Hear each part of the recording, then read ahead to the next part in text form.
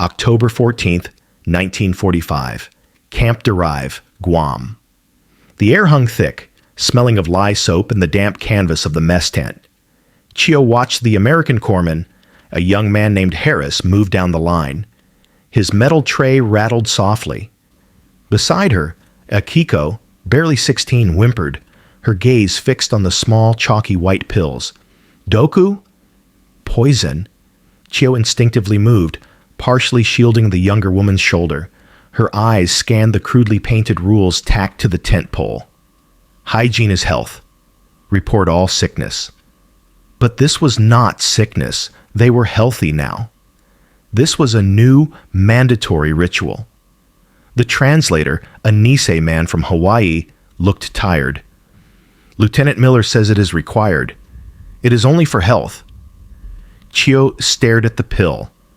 It was the color of bleached bone. Propaganda screamed in her memory, words from the Kempe Tai back on Saipan.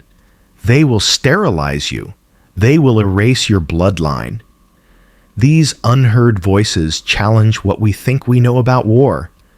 We invite you to subscribe, and perhaps share which country you are listening from. Her hand refused to move. 6 weeks earlier, Agana Naval Hospital. The world dissolved into liquid heat. Chio was floating, then burning, then freezing, all at once. She was vaguely aware of a ceiling, not of thatch or splintered wood, but of flat white panels that seemed to sweat in the dense tropical air. The smell was wrong. It was not the familiar copper scent of blood, or the salt of the caves, or even the earthy decay of the jungle floor. This was sharp, chemical, stinging her nostrils, the smell of antiseptic and harsh lye soap. She tried to move her hand, but it felt impossibly heavy, weighted down by the humidity and the fever. When she finally forced her eyes open, the light was blinding. Figures moved in the haze, speaking a language that sounded like rocks grinding together. They were enormous, pale giants, their faces obscured by white masks. Oni, demons. The propaganda posters had been right. This was the end. This was the place they brought women to experiment on them before they died. Her body convulsed in a violent shiver, rattling the metal frame beneath her. A hand, large and surprisingly steady, pressed against her shoulder. She flinched, a small cry catching in her raw throat. "Easy now, easy." The voice was deep, masculine. A doctor. He spoke to someone just outside her vision, the foreign words tumbling out too fast. Chio's gaze drifted down. She was lying on a cot, but she was not on the dirt floor. She was on a white sheet. It was coarse, bleached almost gray from harsh washing, but it was clean. The simple fact of the sheet beneath her, rather than mud or infested straw, sent a ripple of profound disorientation through her fever. Why would demons provide clean linens for the damned?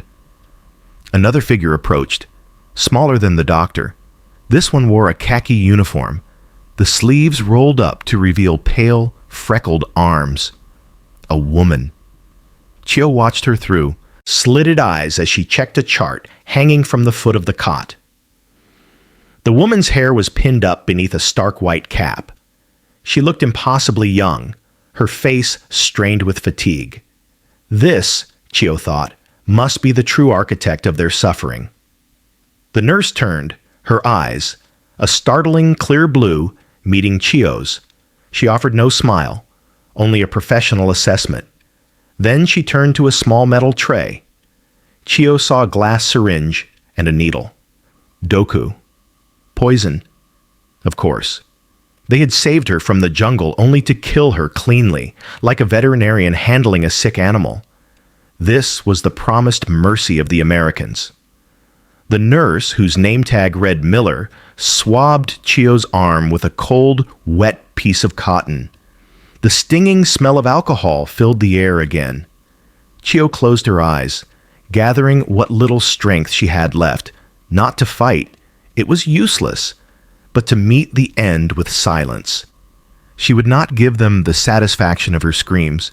The nurse's touch was firm, practiced. She murmured something, perhaps to herself. Just malaria. She'll pull through.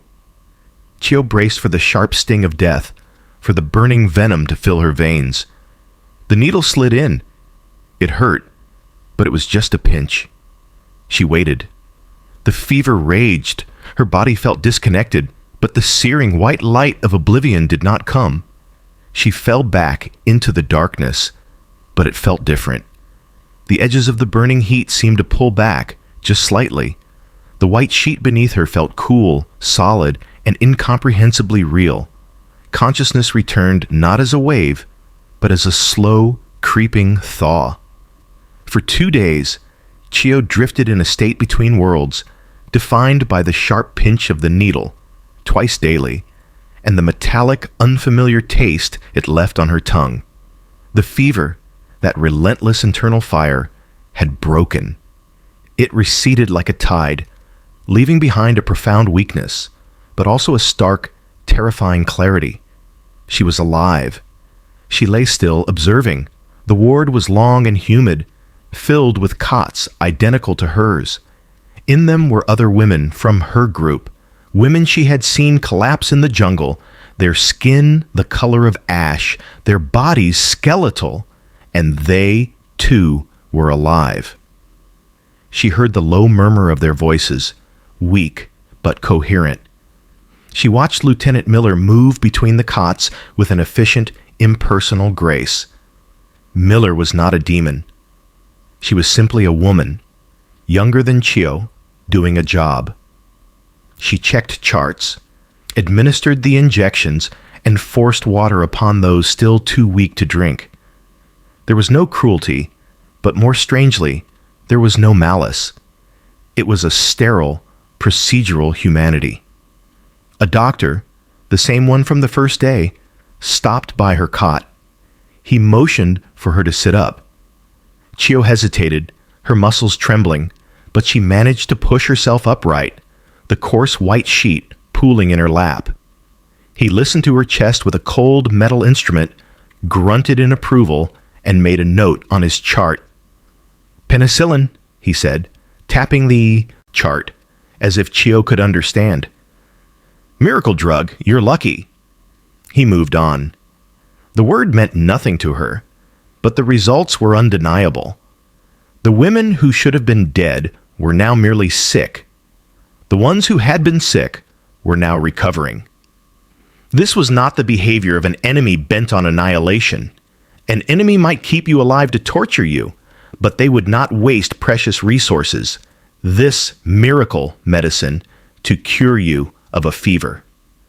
Later that afternoon, a different American, a corpsman, brought a tray. Chio tensed, expecting the usual watery gruel or discarded rations. Instead, he placed a warm metal bowl in her hands. It was okayu, rice porridge. Not just rice, but rice boiled with what tasted like powdered milk, making it thick and sweet. Chio stared at it. This was food for infants, for the revered elderly. It was restorative, precious. She looked at the corpsman, who simply nodded and moved to the next cot, handing out another bowl. She lifted the spoon, her hand shaking. The first taste was a shock. Sweet, nourishing, substantial. It was the taste of investment. Combined with the metallic tang of the medicine that still lingered in her mouth, it formed a baffling equation. They were spending fortunes to cure the bodies of their enemies.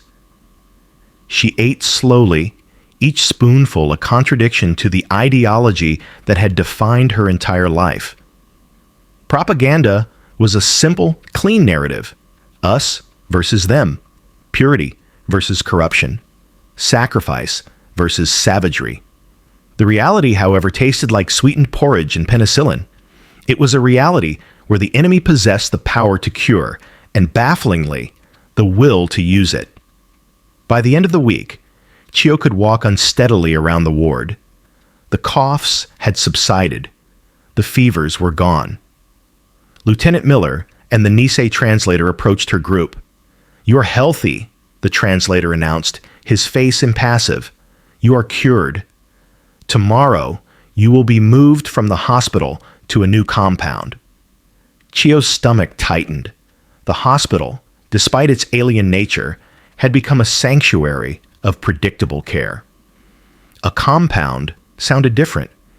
It sounded like a prison. Perhaps the real test, the one she had been anticipating, was only just beginning. The ride from the hospital was short, conducted in the rattling bed of an open-air truck. Chio's hands gripped the wooden bench, her knuckles white. She and the other 15 women were quiet, their recovery still fragile. They had been given surplus U.S. Navy work clothes, simple cotton trousers and shirts, dyed a dark, anonymous blue. They were clean, functional, and utterly dehumanizing. The truck stopped. A gate, tall and menacing, woven from chain link and topped with strands of barbed wire, was pulled open by 2 soldiers. These were not medics. They wore helmets, carried rifles slung over their shoulders, and had the letters MP stenciled on their armbands, military police. This was the compound. It was a series of long, low barracks, quickly constructed from timber and corrugated tin, enclosed entirely by the high fence. It was confinement, stripped of the medical pretext of the hospital. They were processed, their names checked against a list by the impassive Nisei translator. They were assigned bunks, given a thin wool blanket, a towel, and a bar of the same harsh lye soap they recognized from the hospital. The air here was cleaner, smelling of sea salt and freshly cut pine, a stark contrast to the antiseptic humidity of the ward. But the silence was different. It was punctuated by the sharp, metallic clang of the MP's boots on the gravel perimeter path and the occasional, mournful singing of the wind through the barbed wire. The women grouped together, finding comfort in proximity, speaking in low whispers. Akiko, the youngest, looked pale. "Jaila Natu," she whispered. "This is a prison." Chio nodded grimly. "We are healthy now," she said, her voice low. "We are strong enough to work." That was the logical assumption. The penicillin, the porridge, the milk, it had not been charity. It was an investment, fattening them up for forced labor. They waited for the orders, for the picks and shovels, for the brutal shift work repairing the island's bombed-out infrastructure. But the orders never came. They were instructed to keep their barracks clean. They were assigned kitchen duties, rotating shifts to prepare their own food under supervision. The food was simple but plentiful. Rice, canned fish, pickled vegetables, sometimes even bread. It was boring, monitored, and utterly devoid of the expected cruelty. This passive waiting, this structured limbo, was its own form of psychological tension. On the 3rd day, the Nisei translator, his face etched with a familiar weariness, assembled them in the dusty space between the barracks. "Attention," he called out, his voice flat. "New regulations." He tacked a sign, written in both English and clumsy katakana, to the mess hall door. "Roll call is at 07 Bosaro. After roll call, you will return here. At 8 Saro, every morning, you will line up for medical inspection. No exceptions." A cold dread settled over the group. Medical inspection? They were healthy. They had been pronounced cured. Why inspect them every day? The word medical now felt threatening, invasive. "What kind of inspection?" Chio asked, stepping forward, her voice respectful but firm. The translator shrugged, avoiding her eyes. "Just a formality. Be here. 08 Tsuruaro." He left. The women stared at the sign. The waiting game was over. The true purpose of their capture, Chio felt, was about to be revealed. The next morning was cool, the sky overcast. They stood in a ragged line, counted by the MPs at 07 Noir. At 08 Ko, just as ordered, they saw 2 figures emerge from the administration hut. It was Lieutenant Miller, no longer in her nurse's whites, but in her same tidy khaki uniform. Beside her, a young corpsman walked stiffly, his eyes scanning the ground. In his hands, he carried a small, polished metal tray. Lieutenant Miller stopped a few paces in front of the line. She nodded curtly, not unkindly, just all business. The corpsman, a boy who looked no older than Akiko, stood beside her, holding the metal tray at waist height. On the tray, arranged in neat, glistening rows, were dozens of tiny, chalky white pills. A collective intake of breath passed through the women. It was a sound so soft it was almost imperceptible, lost in the morning breeze. Chio's blood ran cold. They were not sick. The fevers, the dysentery, the crushing fatigue, all that was gone, banished by the miracle injections at the hospital. They were healthy, strong, and clean. There was no medical reason for more medicine, unless the medicine was not for an illness, unless it was for a condition, the condition of being Japanese, the condition of being female. Whispers erupted, frantic and low. Suteriru, sterilize. The word passed from woman to woman, a spark in dry grass. Akiko, standing beside Chio, began to tremble violently, her eyes wide with animal panic. Chio's mind flashed back to the broadcasts. The pamphlets dropped over Saipan. She saw the terrifying caricatures of American soldiers, portrayed as leering beasts, their primary goal not just conquest, but the eradication of the Japanese bloodline. They will poison your wombs. They will make you barren. An entire generation will be erased. It had seemed like exaggerated hysteria then, a tool to ensure resistance to the last woman. Now, facing the tray of identical, anonymous white pills, it felt like prophecy. Quiet, Miller commanded, though she did not raise her voice. She seemed oblivious to the terror rippling through the line. The corpsman, looking nervous, stepped up to the first woman in line, a quiet seamstress named Etsuko. He picked up one of the pills and a small paper cup of water, holding them out. Etsuko stared at the pill as if it were a live coal. She looked at the corpsman, then at Miller, then back at the pill. Toru, the Nisei translator said from the side, his voice tired. Take it. It is required. Etsuko's hand, scarred from needlework, rose slowly. It shook so badly that when her fingers brushed the pill, she fumbled it. It dropped to the red dirt, disappearing instantly. She let out a strangled sob and bowed repeatedly, apologizing frantically. Sumimasen! Sumimasen! The corpsman, flustered, looked at Miller. Miller sighed, her brow furrowing in annoyance, not anger. Just give her another one, Harris. Harris dutifully picked up a second pill and pressed it firmly into Etsuko's hand. This time, she held it, her eyes screwed shut, tears streaming down her face. She put it in her mouth, gulped the water, and promptly doubled over, retching into the dirt. A cold, hard certainty settled in Chio's chest. The hospital had been a lie. The penicillin, the warm porridge, the clean sheets, it was all a sophisticated deception. It was a lie to make them healthy, to make their bodies strong enough to accept this final chemical violation. They had not cured them out of humanity. They had cured them like livestock being prepared for a procedure. The corpsman moved to the next woman. The line began to fall apart. The line dissolved into muted panic.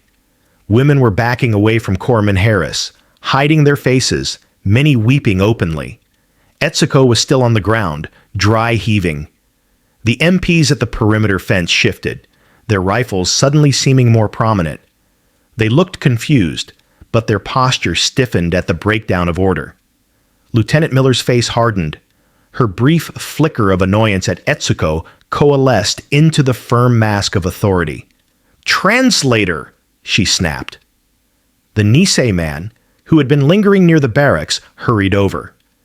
"Tell them to reform the line. Now, this is mandatory." The translator relayed the order in sharp, formal Japanese. "Reform the line. This is an order. You must obey." Slowly, reluctantly, the women shuffled back into a semblance of a line, but they were clustered together, a barrier of shared fear. Harris, the young corpsman, looked pale. He was still holding the metal tray, but he made no move to approach them again, awaiting Miller's lead. Miller scanned the line, her gaze practical, searching for the point of resistance. Her eyes landed on Chio. Chio was not weeping. She was standing rigid, her face pale but resolved, and beside her, Akiko, barely 16, was vibrating with terror, whimpering softly. Miller and the translator walked directly to them. The air was thick, smelling of the ever-present lye soap from the laundry basins and the damp canvas of the nearby mess tent. "You," Miller said, pointing not unkindly at Chio. "You are the leader here. Tell them it is required. You first. Set the example." The translator began to speak, but Chio cut him off, her voice low and rough. "We are healthy," she said in Japanese. "We do not need medicine." The translator relayed this. Miller's brows drew together.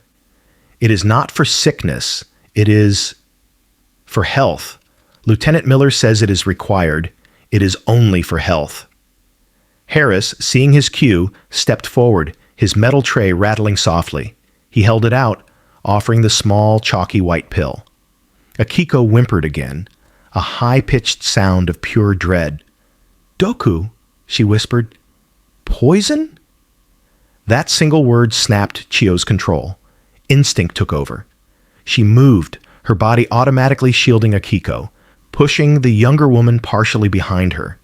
Her eyes scanned the compound, landing on the crude rules tacked to the tent pole. Hygiene is health. Report all sickness. This was not hygiene. It was desecration. Chio stared at the pill. It was the color of bleached bone. Propaganda, loud and visceral, screamed in her memory. The grainy images, the urgent radio voices, the warnings from the Kempe Tai back on Saipan. They will sterilize you. They will erase your bloodline. She looked directly at Lieutenant Miller. The blue eyes held hers, demanding, impatient, but also confused. There was a disconnect. Miller genuinely did not seem to understand the terror she was invoking. But it did not matter. Chio thought of the future, of the children Akiko might one day have, of the entire generation they were meant to carry. Her hand, which should have reached for the pill, refused to move. She gave a single, sharp shake of her head. "No," she said, the Japanese word clear and final. A gasp went through the line. It was the first act of collective open defiance. The corpsman froze. The translator looked horrified. Miller's face flushed red, a mixture of anger and complete bewilderment. "What did she say?" Miller demanded. The translator swallowed. "She said, no." The silence that followed Chio's no was brittle, charged with defiance and fear. The MP shifted again, their hands moving closer to their rifles. Corpsman Harris looked like he wanted to drop the tray and run. Lieutenant Miller's face, which had flushed red, now paled slightly. The situation had escalated beyond simple non-compliance. It was a mutiny, and it was happening on her watch. She took a half step back, her eyes narrowing as she truly looked at the women, not as patients to be processed, but as a unified front of terror. She saw Akiko weeping behind Chio. She saw Etsuko still huddled on the ground, and she saw the steely, desperate resolve in Chio's eyes. This was not stubbornness. This was primal fear. "Translator," Miller said, her voice dangerously quiet. "Find out what is wrong. Right now. Why are they afraid of this?" She pointed to the tray, her gesture sharp. "It's just medicine." The Nisei man, caught between the angry officer and the terrified prisoners, visibly winced. He turned to Chio. "The lieutenant demands to know, why do you fear?" "It is only medicine." You saw the medicine at the hospital. It saved you. That was medicine for sickness, Chio shot back, her voice shaking but gaining strength. We are not sick. This is something else. What else? The translator pressed, desperate. Tell me. I cannot explain if I do not know. Chio looked past him, directly at Miller. She saw the confusion in the American's blue eyes, the tight line of her jaw. It was the face of a frustrated manager, not a calculating executioner. The disconnect was jarring. Could this all be a misunderstanding? Or was Miller simply a very good actress? Chio felt Akiko's hands clutching the back of her shirt. She had to know. She had to voice the unspeakable. They said, Chio began, her voice dropping, thick with shame and accusation, the propaganda. They said the American soldiers. She faltered. The translator waited. Tell me, he urged. Chio took a deep breath. They said you would do this so that we could not have children, to destroy us. She finally spat out the word that had been choking them all. Sterilization. They said you would make us barren. The translator froze.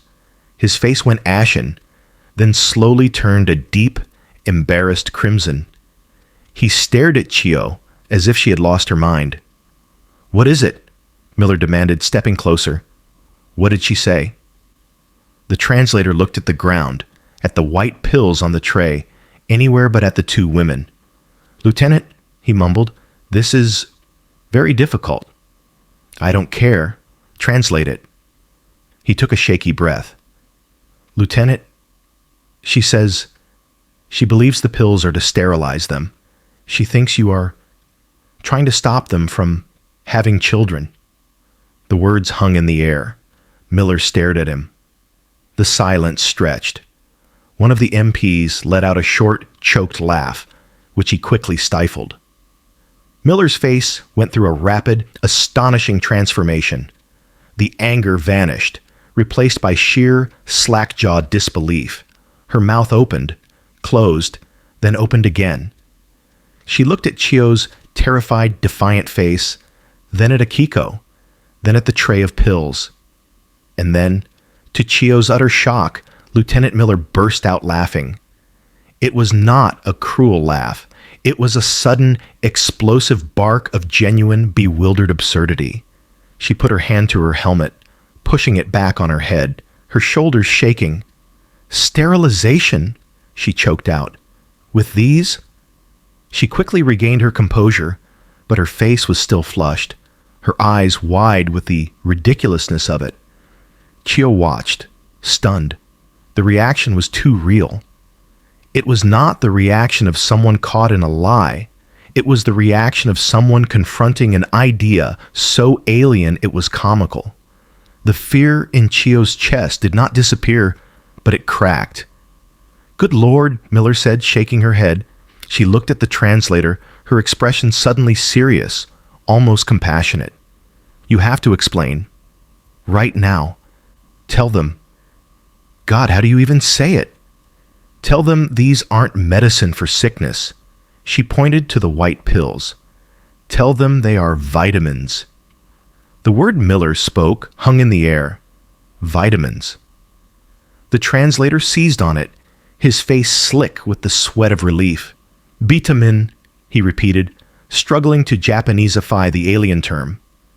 He turned to Chio, his voice earnest, desperate to bridge the gulf of terror. Lieutenant Miller says this is not sterilization. It is not poison. He gestured frantically at the tray. It is vitamin. It is for health, to keep you strong, to stop the sickness before it comes. Chio stared at him. The other women murmured, their panic easing into simple, profound confusion. To stop sickness before it comes? The concept was nonsensical. Medicine was a tool of repair. Penicillin was a fire brigade rushing in to fight the inferno of malaria. It had a purpose. This was like posting a guard outside a house that was not burning, in a village that was not at war. It was an act of profound, inexplicable luxury. Her mind struggled to categorize the act. Curing a sick enemy was one thing. Perhaps it was required by their code of war, or perhaps it was a simple prerequisite for interrogation or labor. But maintaining a healthy enemy, investing resources day after day to ensure the future well-being of a prisoner, it was illogical. It was the economics of madness. It contradicted the fundamental premise of total war, that the enemy was worthless, their life a resource to be expended or extinguished, not nurtured. The women looked at each other, their faces etched with doubt. It was too strange. It had to be a trick. Perhaps the poison was slow acting. Perhaps Miller was lying, her laughter a mask. Lieutenant Miller saw the impasse. She could see that the translator's words, no matter how accurate, were failing. The cultural divide was too wide to be crossed with language alone. She sighed, a sharp, impatient sound. Oh, for heaven's sake! She marched over to Corman Harris, who still held the tray like a shield. "Give me one," she ordered. Before Harris could react, Miller plucked one of the small white pills from the tray. She held it up between her thumb and forefinger, high enough for every woman in the line to see. Then she popped the pill into her own mouth. She grabbed the paper cup of water from Harris's other hand, took a gulp and swallowed, her throat moving with a deliberate, obvious motion. She handed the cup back, tapped her stomach lightly, and looked directly at Chio. "See?" she said, her voice firm. "Vitamins. Good for you. Good for me." Chio's heart stopped. That was not a trick. That was not propaganda. That was not a lie. You do not ingest your own poison. You do not demonstrate sterilization on yourself. The act was simple, physical, and absolute. It shattered the last foundations of Chio's fear, replacing it with a dizzying void. The propaganda, the kempe tai, the radio broadcast, all of it had been a lie, undone in a single absurd gesture by a young American nurse. The fear vanished, and in its place crept a strange cold shame.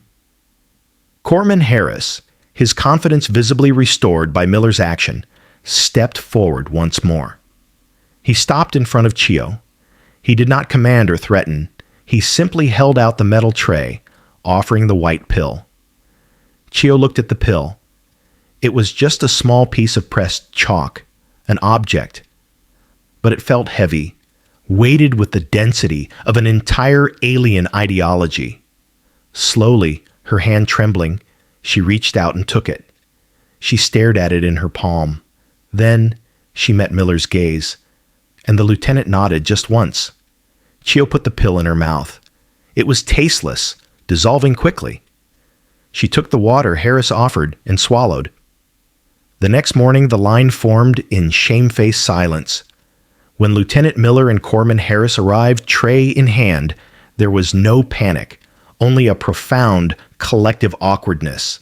The women kept their eyes down, embarrassed by the hysteria of the previous day, yet still uncertain.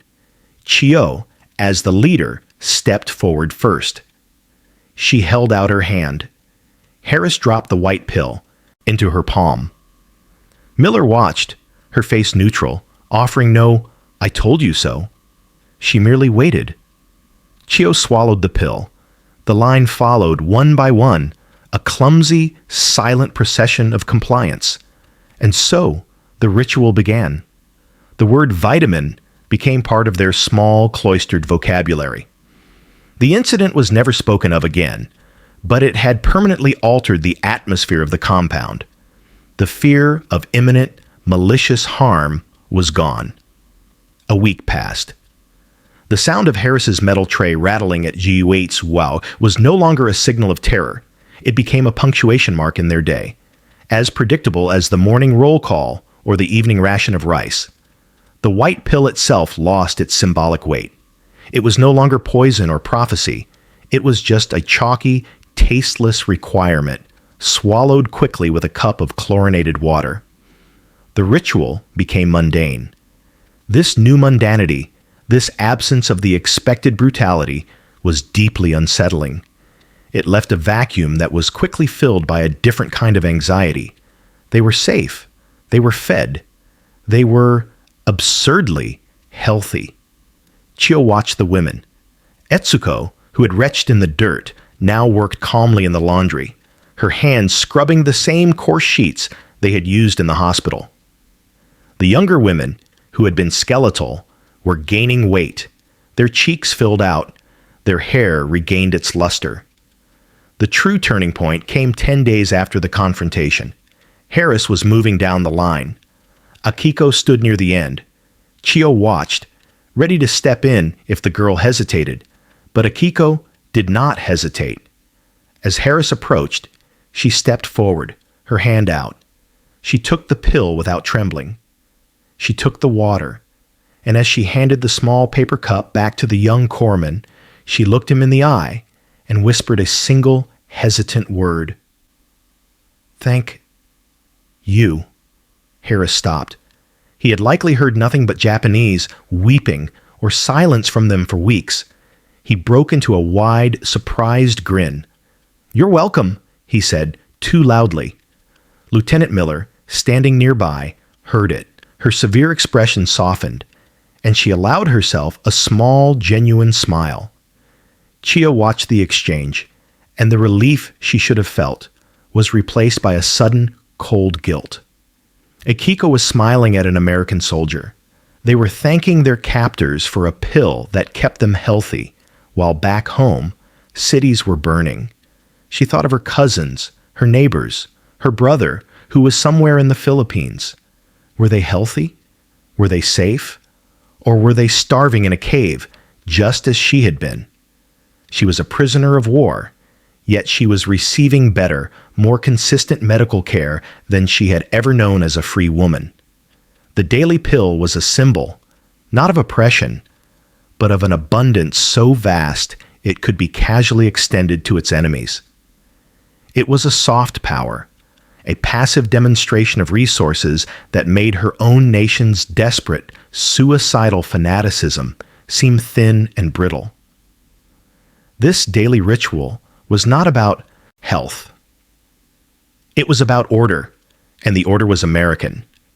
The tropical rain came suddenly, as it often did in the late afternoon, turning the dusty compound into a sea of red mud.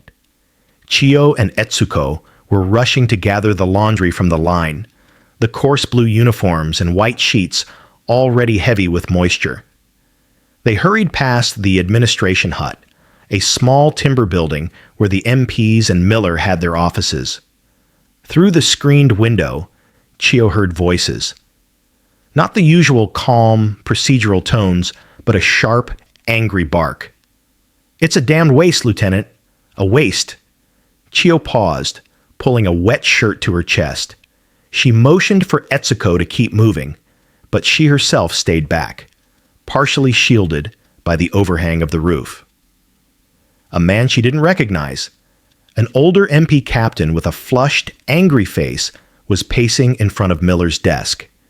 Miller was standing, not sitting, her hands clasped rigidly behind her back. The Nisei translator stood near the door, his head bowed, looking profoundly uncomfortable. "Sir, with respect," Miller's voice was tight, controlled.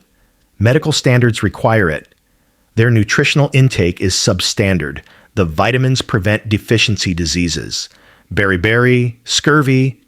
"Beriberi," the captain spat. "Who gives a damn? We have Marines on Okinawa eating cold K rations, and you're wasting miracle pills on them." He gestured dismissively toward the barracks, the rain drumming on the tin roof, amplifying his voice. Chio's blood ran cold. Vitamins. Miracle pills. He was talking about them. He was talking about the daily ritual. She pressed herself flatter against the wooden wall, the smell of wet canvas and creosote filling her nose. This was it. The logic she had been waiting for. The cruelty that made sense. This captain was the voice of the war she understood. Miller was the aberration. "They are prisoners of war, Captain," Miller said, her voice dropping, but gaining a steel edge. They are non-combatant women. They are fed according to the same ration scale as our own rear echelon troops, as per... I don't need you to quote the manual to me, Lieutenant. I read the editorials. The folks back home are sick of it. They're sick of us coddling the very people who were trying to kill us last month. My orders are to cut non-essential supplies to this compound, and this, he tapped the desk, is non-essential. Chio's stomach clenched. She pictured the line a week from now. No white pills. The food rations cut. The slow, inevitable slide back toward the starvation and sickness they had known in the jungle. The fragile piece of the compound, built on that small, daily pill, was about to shatter. Miller was silent for a long moment. Chio could see her profile through the screen. She was staring at the captain, unblinking. "Then you will have to file a formal counterorder, sir," Miller said, her voice lethally quiet. "Because these women were processed through the Naval Hospital. They were released into my custody as a medical liaison." She stepped out from behind her desk, standing barely 5 feet from the furious officer. "They are my responsibility. That is the Geneva rule. And I will not have an outbreak of scurvy in my compound because you read an angry editorial. You will not cut my medical supplies. Is that understood?" The captain stared at her, his face purple. He seemed about to explode. The air crackled. He looked from Miller to the NISO translator, as if expecting support, but the translator was studying his own boots. With a final, disgusted grunt, the captain yanked his cap low. "This isn't over, Miller." He stormed out of the hut, slamming the screen door so hard the entire wall vibrated. He marched past Chio without seeing her, disappearing into the torrential rain. Chio remained frozen, the cold, wet laundry clutched to her chest. She saw Miller slump, just slightly, her shoulders falling as she leaned against the desk. The translator looked up and saw Chio through the screen. His eyes were wide. He put a single finger to his lips, then gave a slow, deliberate nod, confirming what she had just witnessed. Chio backed away slowly, her mind reeling. Miller had not defended them out of kindness. She had not argued from a place of affection. She had fought for them because they were her responsibility, because of a rule. The humanity they received was not a gift. It was a policy. The white pills were not charity. They were an entitlement, fiercely guarded by a system she could not comprehend. And that somehow was more powerful than any simple act of kindness could ever be. The news arrived not as a formal announcement, but as a sudden, chaotic absence of order. One morning in mid-August, the MPs at the gate were gone, replaced by a cluster of soldiers talking excitedly, some openly weeping with relief. The roar of planes overhead, once a constant threat, had ceased. The island fell into a strange, profound quiet. The Nisei translator gathered them in the compound, his face pale and unreadable. He announced, his voice cracking, that the Emperor had broadcast an unconditional surrender. The war was over. It was not relief that washed over the women. It was a cold, numbing shock. They had been trained for glorious death, for resistance to the last. They had not been trained for surrender. They stumbled back to their barracks and sat in stunned silence, the very foundation of their world pulverized. Their sacrifices, the deaths of their families, the bombing of their cities, all of it had been for nothing. The days that followed were a blur. The structured life of the compound dissolved. The 08 ritual, however, continued.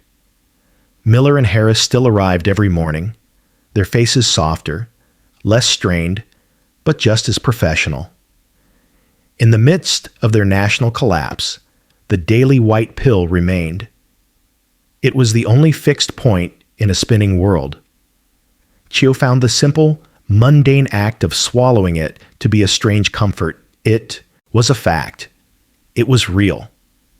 While empires burned and gods fell, the American commitment to their basic health remained, bafflingly, intact.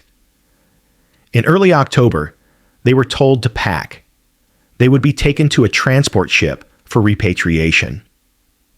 On their last morning, the air was cool and bright. They stood in line one final time, not as prisoners, but as survivors. They wore new sets of donated clothing. Miller was there, holding the familiar metal tray herself. Harris, she explained, had already been shipped out. She moved down the line. When she reached Akiko, the girl took the pill and managed a small, tearful bow. Miller stopped in front of Chio. She held out the tray. The last white pill. Chio looked at it.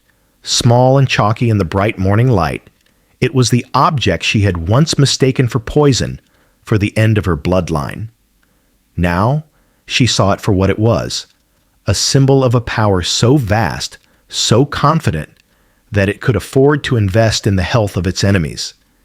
It was the anchor of their survival, the antidote to the true poison of propaganda. She took the pill, her fingers brushing Miller's. She looked the young American nurse in the eye. "Thank you, Lieutenant," Chio said, the English words clear and steady. "For vitamins." Miller's severe expression finally broke. A true, unguarded smile touched her lips. "You're welcome, Chio. Good luck." Chio swallowed the pill. They marched from the compound, past the now open gates, the barbed wire already beginning to rust. They were healthy. They had survived malaria, dysentery, and starvation. They had been cured by penicillin and sustained by vitamins. They were walking away from their captivity physically stronger than they had been when it began. As Chio stepped onto the gangplank of the massive gray transport ship, she clutched the small wooden tag that was her only identification. She was returning to a ruined home, to a future she could not imagine. But she was returning with a profound, unsettling secret, a memory of an enemy who, given the choice between cruelty and a bizarre, bureaucratic humanity, had chosen the latter.